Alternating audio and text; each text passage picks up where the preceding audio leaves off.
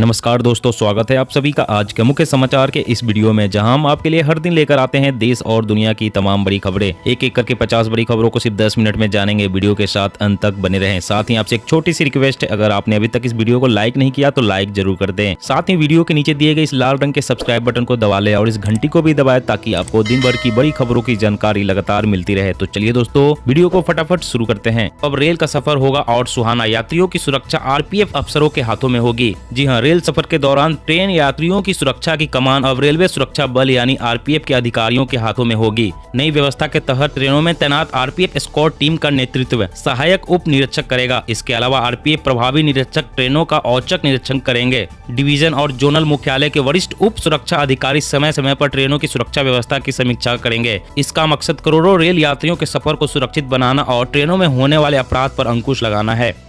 और अगली बड़ी खबर की बात करें तो कहीं आप भी तो नहीं खा रहे हैं नकली पनीर। मिलावटखोरी का हुआ पर्दाफाश, 300 किलो नकली पनीर जब्त। जी हां, पुलिस ने मिलावटी और नकली पनीर से भरी पिकअप गाड़ी पकड़ी है। भारी मात्रा में नकली पनीर देखकर पुलिस भी दंग रह गई। पुलिस व खाद्य विभाग की टीम के मुताबिक जब्त किए गए पनीर से बदबू भी आ रही थी, जिसे नकली क्रीम का उपयोग करके तैयार किया गया था। नकली पनीर पकड़ने की सूचना पर खाद्य विभाग की टीम भी मौके पर पहुंची और विभाग के अधिकारियों ने पनीर और क्रीम के सैंपल लेकर उन्हें जाँच के लिए भेजा है। पुलिस के मुताबिक नकली पनीर से भरी गाड़ियां जयपुर शहर के विभिन्न इलाकों में सप्लाई करने वाली थी। इसके अलावा नकली पनीर कहां-कहां पर सप्लाई किया जाता है और कौन-कौन लोग इसमें शामिल है, इसकी भी जांच पड़ताल की जा रही है। अनुमान है देश के कई बड़े शहरों में नकली पनीर की सप्लाई हो रही थी।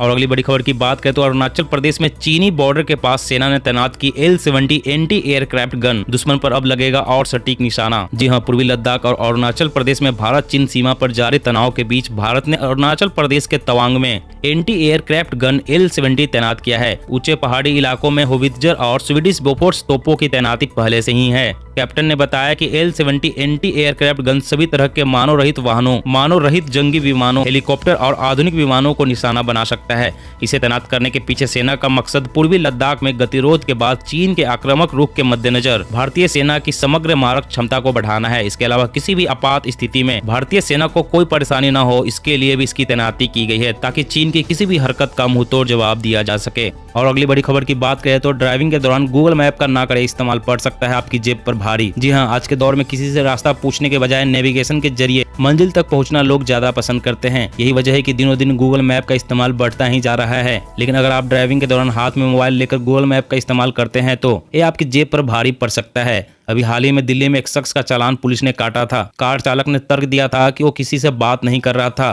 तो उसका चालान क्यों काटा गया। दिल्ली पुलिस ने बताया कि मोबाइल होल्डर के बजाय डैशबोर्ड या हाथ में पकड़कर गूगल मैप का इस्तेमाल करना ट्रैफिक रूल्स के खिलाफ है, क्योंकि ऐसा करने से ड्राइविंग के दौरान ध्यान भंग होने की आशंका बनी रहती है। ये मामला लापरवाही से ड्राइविंग की श्रेणी में आता है। आपने अगर अपनी गाड़ी में हाथ में मोबाइल लेकर गूगल मैप का इस्तेमाल कर रहे हैं तो मोटर व्हीकल एक्ट में 5,000 रुपए तक का चालान काटने का प्रावधान है। और अगली बड़ी खबर की बात करें तो लक्स लाइफबॉय अब मिलेगा और ऊंचे रेट में। कंपनी ने दूसरी बार बढ़ाया दाम। जी हां, आपका लक्स लाइफबॉय अब और महंगा हो गया है। दरअसल तेल, साबुन जैसे डेली नीड्स का सामान बनाने वाली हिंदुस्तान यूनिलीवर लिमिटेड त्वचा की साफ सफाई वाले प्रोडक्ट्स के दाम 2.5% बढ़ाएगी। लागत में बढ़ोतरी को देखते हुए कंपनी ने यह कदम उठाया है। यह दूसरा मौका है जब कंपनी इन उत्पादों के दाम बढ़ा रही है। इससे पहले भी दाम 2.5% बढ़ाए गए थे। कंपनी अब इसके दाम 2.5% और बढ़ा रही है। HUL त्वचा की साफ सफाई वाले उत्पादों के मामले में अग्रणी कंपनी है। कंपनी ने लागत में बढ़ोतरी के कारण यह कदम उठाया है। लागत प्रभाव करीब 7 से 9% तक है। हालांकि कंपनी ने कुल मिलाकर 5% की बढ़ोतरी कर दी है, यानी कंपनी आगे चलकर इसके दाम और भी बढ़ा सकती है। और अगली बड़ी खबर की बात करें तो ट्रेनों में लगेगी स्मार्ट खिड़कियां, प्राइवेसी के साथ ही सेहत का भी रखेगी ख्याल। जी हां, भारतीय रेलवे ने यात्रियों के सफर को बेहतर करने के लिए आए दिन ट्रेनों में कई तरह की सुविधाएं देता रहा है। एक नए प्रयोग के चलते रेलवे ने ट्रेन की खिड़कियों को लेकर बड़ा बदलाव किया है। रेलवे ने नई दिल्ली हावड़ा राजधानी ट्रेन में स्मार्ट विंडो लगाया है। प्रयोग के तौर पर स्मार्ट विंडो को AC फर्स्ट कोच में लगाया गया है। रेलवे की ओर से प्रयोग के तौर पर लगाया गया स्मार्ट विंडो की कई खूबियां हैं। रेल मुसाफिर अगर लाइट ऑन करेंगे तो स्मार्ट विंडो अपारदर्शी रंग की हो जाएगी, यानी कोच के बाहर से विंडो के जरिए भीतर देखना नामुमकिन होगा। इससे रेल मुसाफिर की यात्रा के दौरान प्राइवेसी और अधिक सुनिश्चित हो सकेगी। ट्रेन में लगाई जा रही स्मार्ट विंडो अल्ट्रावायलेट किरणों के प्रभाव को भी कम करेगी। इससे यात्रियों को काफी कंफर्ट महसूस होगा।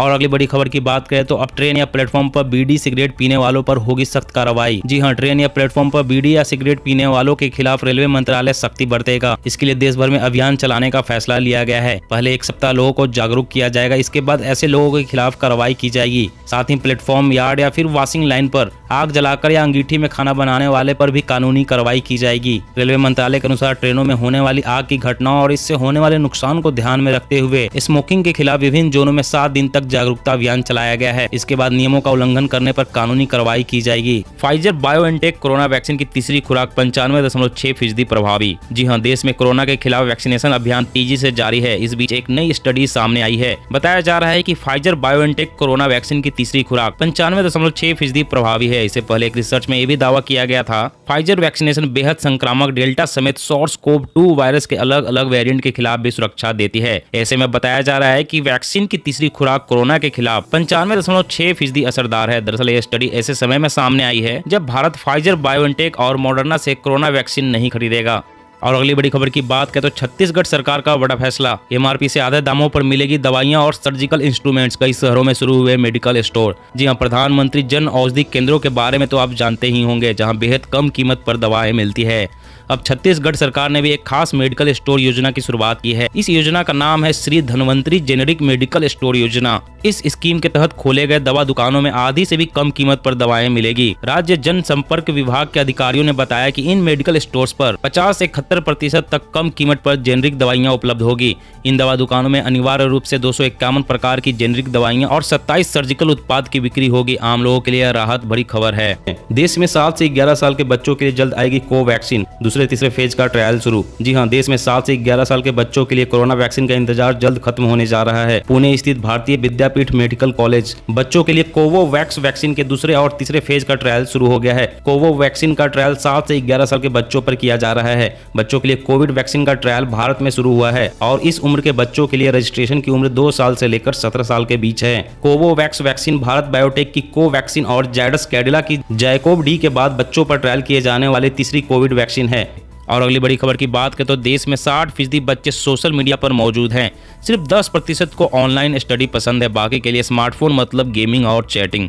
जी हां, कोरोना संक्रमण के कारण ऑनलाइन स्टडी का चलन लगातार बढ़ रहा है। बच्चे ऑनलाइन पढ़ाई के बीच ब्रेक में गेम या सोशल मीडिया चलाना शुरू कर देते हैं। इससे उनकी मेंटल हेल्थ के साथ ही फिजिकल हेल्थ पर भी असर दिख रहा है। ऑनलाइन स्टडी के कारण बच्चों के आंखों में समस्या, चिड़चिड़ापन, मानसिक तनाव और कई तरह की बीमारियां हो रही है। एक स्टडी में खुलासा किया गया कि 59.2% बच्चे अपने स्मार्टफोन का इस्तेमाल इंस्टेंट मैसेजिंग एप्लीकेशन जैसे व्हाट्सएप, फेसबुक, इंस्टाग्राम, स्नैपचैट आदि के लिए करते हैं, जिसमें केवल 10.1% बच्चे ऑनलाइन स्टडी के लिए ही स्मार्टफोन का इस्तेमाल करना पसंद करते हैं। और अगली बड़ी खबर की बात करें तो महंगे ईंधन से और बिगड़ेगा आम जनता का बजट। कंपनियां LPG सिलेंडर की कीमतों में एक और बढ़ोतरी की कर रही है तैयारी। जी हां, वैश्विक स्तर पर ऊर्जा की कीमतों में बढ़ोतरी का भारतीय बाजार में भी साफ असर दिखने लगा है। सरकारी तेल कंपनियों ने पेट्रोल व डीजल की खुदरा कीमतों में इस हफ्ते की दूसरी वृद्धि कर दी है। सरकारी तेल कंपनियों की तरफ से घरेलू LPG सिलेंडर की खुदरा कीमतों में भी वृद्धि की संभावना है। इसके साथ घरेलू गैस क्षेत्रों से निकलने वाली गैस की नई कीमत भी अगले 6 महीने के लिए घोषित कर दी गई है, जिसके हिसाब से गैस का दाम करीब 62% बढ़ाया गया है।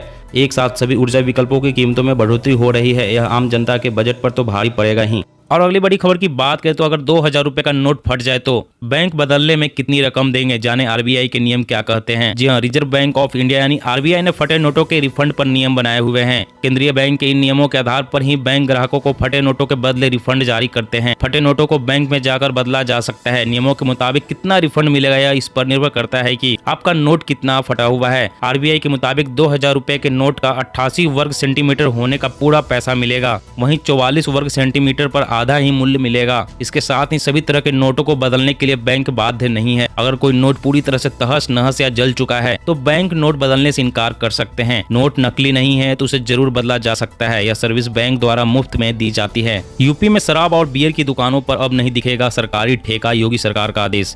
जी हां, उत्तर प्रदेश में देसी विदेशी शराब और बियर की दुकानों के लिए योगी सरकार का नया आदेश आया है। इसके तहत अब यूपी में किसी भी शराब या बियर की दुकानों के साइन बोर्ड पर सरकारी और ठेका शब्द का इस्तेमाल नहीं किया जाएगा। आबकारी विभाग से निर्देश जारी होने के बाद प्रदेश भर की दुकानों में सरकारी और ठेका शब्दों को पेंट किया जा रहा है। अब यूपी में शराब और बियर की दुकानों के साइन बोर्ड पर सिर्फ देसी शराब की दुकान, अंग्रेजी शराब की दुकान या बियर शॉप ही लिखा जाएगा।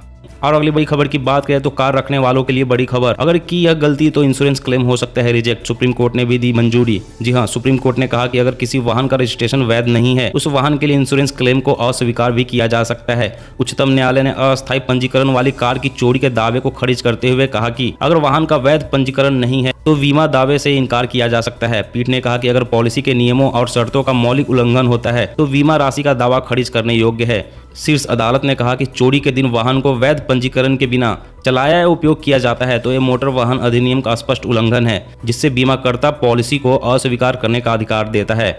दोस्तों, आज की खबरों में बस इतना ही। इसी तरह हर रोज काम की खबरें जानने के लिए आप हमेशा हमारे साथ जुड़े रहें। हमारे साथ जुड़ने के लिए वीडियो के नीचे दिए गए इस लाल रंग के सब्सक्राइब बटन को दबा लें और इस घंटी को भी दबाएं ताकि आपको हर खबर की सटीक जानकारी मिल सके। जय हिंद, जय भारत, धन्यवाद।